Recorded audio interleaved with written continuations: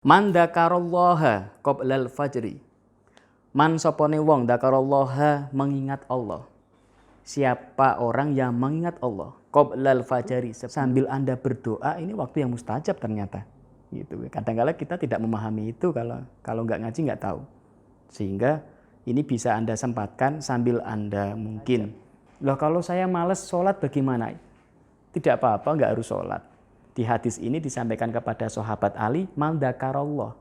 Hanya orang-orang yang ingin, ada orang yang berdoa sak penake dhewe. Sak penake dhewe itu begini, nggak ngukur kemampuan. Ya Allah, berikanlah rezeki yang tiba dari langit. Wah, itu kan.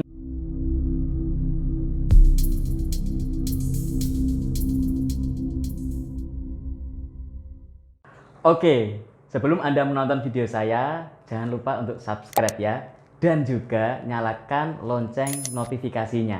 Dan apabila video saya ini bermanfaat bagi Anda, silakan bisa di-share. Dan jangan lupa juga like and comment. Sukses untuk Anda. Ya, Assalamualaikum warahmatullahi wabarakatuh. Salam berkah untuk kita semua. Kembali dengan saya Kang Mas Ruhan.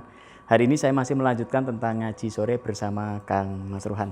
Kalau kemarin saya baca kitab Al-Hikam dan juga beberapa kitab yang lain, hari ini saya bawakan Wasiatul Mustafa. Kitab Wasiatul Mustafa adalah kitab yang disampaikan oleh Rasulullah kepada sahabat Ali, atau hadis yang disampaikan langsung kepada sahabat Ali. Makanya disebut Wasiatul Mustafa. Maksudnya apa? Wasiatnya Kanjeng Nabi Muhammad SAW yang disampaikan kepada sahabat Ali. Oke.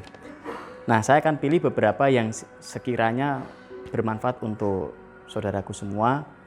Di hadis ini kita ambil yang sisi kebutuhan oleh masyarakat umum. Tentunya tidak semua saya bacakan. Nanti saya pilih-pilih yang sekiranya bisa diijazahkan atau bisa Anda amalkan dan sekiranya mampu diamalkan gitu. Oke. Nah, hari ini saya akan membaca salah satu isi bab doa ya. Karena musim pandemi corona kemarin banyak orang yang tidak bisa beraktivitas. Sekarang new normal tentunya ya banyak hajat, banyak keinginan yang diinginkan. Dan pasti ya banyak yang ingin berdoa. Terus bagaimana sih supaya doa itu dikabulkan oleh Allah, kan gitu. Karena ya kita manusiawi juga. Semua orang punya cita-cita, semua orang punya keinginan, semua orang punya harapan. Dan harapan itu disampaikan kepada Allah Subhanahu wa taala melalui doa. Sehingga sore ini saya mau baca salah satu isi wasiatnya Kanjeng Nabi Muhammad kepada sahabat Ali di urusan doa. Ya, saya bacakan ininya ya, makolahnya. Bismillahirrahmanirrahim. Faslun fit du'ai wal istighfari wal qur'ani wasairil adkar. Faslun iki bab yaitu tentang doa, istighfar dan Al-Qur'an. Salah satunya saya bacakan. Kemarin pernah tak sampaikan sedikit. Ya Ali, wahai sahabat Ali. Ini Rasulullah berbicara dengan sahabat Ali. Alaika bidu'ai bainal adzan wal iqamah. Hei sahabat Ali, kalau kamu mau berdoa, yaitu paling bagus antara adzan dan iqamah. Fa innahu la yuraddu. Sesungguhnya setuhune donga di antara doa di antara adzan dan iqamah la yuraddu, tidak akan ditolak. Artinya itu waktu yang akan diterima oleh Allah Subhanahu wa taala. Tuh. Terus lagi, ya Ali, wahai sahabat Ali. Mana tadi? Man dzakarallaha qoblal fajri. Man sopone wong dzakarallaha mengingat Allah. Siapa orang yang mengingat Allah qoblal fajri, sebelum fajar. Nah, ini berkaitan tentang orang-orang yang biasa sholat tahajud, sholat malam, sholat hajat di waktu fajar. Wa qobla tulu'is samsi, dan waktu sebelum keluarnya srengenge atau keluarnya matahari. Berarti setelah subuh. Wa qobla gurubiha istahyallahu ayyu'adzibahu binnar. Dan waktu sebelum surupe srengenge, sebelum tenggelamnya matahari. Istahyallahu ayyu'adzibahu maka Allah akan memaafkan, memberi maaf dan mengabulkan doa.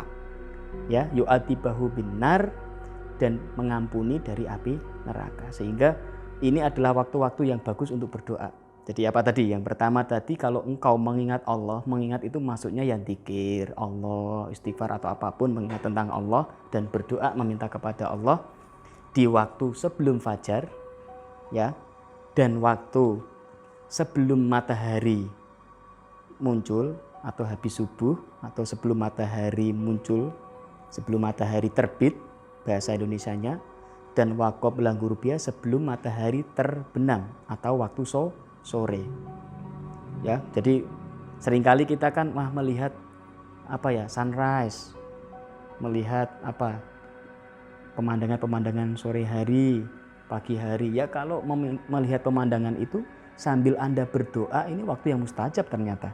Gitu. Kadang-kadang kita tidak memahami itu, kalau nggak ngaji nggak tahu. Sehingga ini bisa Anda sempatkan sambil Anda mungkin refresh di sore hari, berdoalah sebelum matahari itu terbenam, ya. Sunset, sunrise itu waktu mustajab ternyata, gitu. Daripada Anda hanya melihat pemandangan saja, sehingga waktu ini bisa dimanfaatkan untuk bersyukur dan berdoa, ya. Makanya bagi Anda yang suka sholat tahajud, sholat hajat, ada hadisnya. Itu termasuk waktu doa yang sangat mustajab. Loh, kalau saya malas sholat bagaimana? Tidak apa-apa, nggak harus sholat. Di hadis ini disampaikan kepada sahabat Ali, man dzakarallah. Hanya orang-orang yang ingin dzikir sama Allah saja dikabulkan doanya. Dan ingin ingat sama Allah itu bagaimana caranya? Banyak kan. Sholat juga dzakarallah. Dzikir juga dzakarallah. Bersyukur juga dzakarallah. Baca istighfar juga dzakarallah. Berdoa juga dzakarallah. Artinya siapapun orang yang ingat kepada Allah di waktu yang ini tadi, entah dengan sholatnya, entah dengan dzikirnya, entah dengan wiridnya, itu disebut dzakarallah, mengingat Allah, dan berdoalah. Itu adalah waktu yang mustajab, ya. Diingat ya. Satu, antara iqamah dan adzan waktunya. Yang kedua adalah sebelum fajar. Yang ketiga adalah sebelum matahari terbit. Yang keempat, sebelum matahari terbenam. 4 waktu ini mustajab. Berdoalah, insya Allah Allah akan kabulkan. Terus bagaimana berdoa? Ya, berdoa sesuai dengan bahasa Anda. Kalau Anda bisa bahasa Arab, boleh pakai bahasa Arab. Yang paling gampang, Robbana atina fid dunya hasanah wa fil akhirati hasanah wa qina adzabannar. Itu yang mudah dihafal, ya artinya mudah. Saran saya, berdoalah yang Anda paham artinya, daripada panjang tidak paham artinya. Terus kalau kita mau zikir harus bagaimana? Banyak caranya, bisa menggunakan tasbih, tanpa tasbih pakai jari, ya. Ruas-ruas jari kita ini bisa untuk zikir loh. Jumlah ruas jari kita ini sama jumlahnya dengan tasbih. Coba Anda hitung ya, ruas jari ini 1, 2, 3, 4, ini dihitung sampai selesai sini, ini jumlahnya sama dengan ruas tasbih 33. Anda bisa zikir dengan jari Anda hitungannya. Kalau Anda pengen tasbih malah bagus. Apalagi Anda tahu saya Kang Masran punya tasbih ya, tasbih karomah misalkan. Anda bisa cek di website tasbihkaromah.com. Tasbih saya sangat bagus untuk zikir, untuk berdoa. Ya, saya ulangi, tasbihkaromah.com. Gitu. Nanti Anda cek di internet atau cek di Google, cari tasbih Kang Mas Tuhan. Itu bisa untuk sarana zikir dan berdoa kepada Allah Subhanahu wa Ta'ala. Dan sangat bagus digunakan di waktu-waktu mustajab yang saya sampaikan lewat membaca kitab Wasiatul Mustafa ini tadi, yaitu yang disampaikan oleh Rasulullah kepada sahabat Ali, adalah salah satu waktu yang mustajab yang tadi saya sampaikan. Terus yang lainnya, doa itu ada ukurannya. Ada orang yang berdoa sak penake dhewe itu begini, nggak ngukur kemampuan. Ya Allah, berikanlah rezeki yang tiba dari langit. Wah, itu kan tidak rasional. Berdoa itu yang rasional, yang sifatnya kemampuan diri kita. Misalkan kita punya penghasilan yang sekiranya mampu beli rumah, ya berdoa beli rumah, itu wajar. Tapi kalau penghasilannya sekiranya mampunya hanya beli mobil, ya beli mobil dulu.